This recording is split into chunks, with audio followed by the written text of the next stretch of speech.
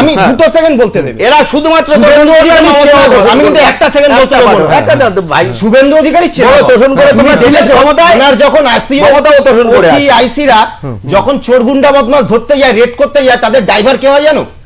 এলাকার ছিচকে চোর, ছিচকে গুন্ডা নেতা, ওরা ড্রাইভ করে নিয়ে যায়। কেন জানো তো?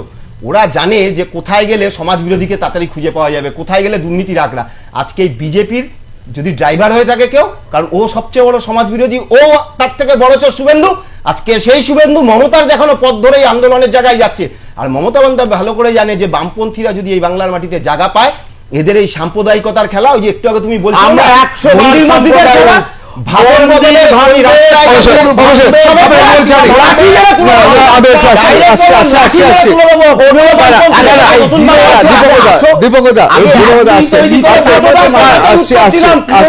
রাস্তায় নতুন লাঠি মেরে তুলে দেবো। আমি আসছি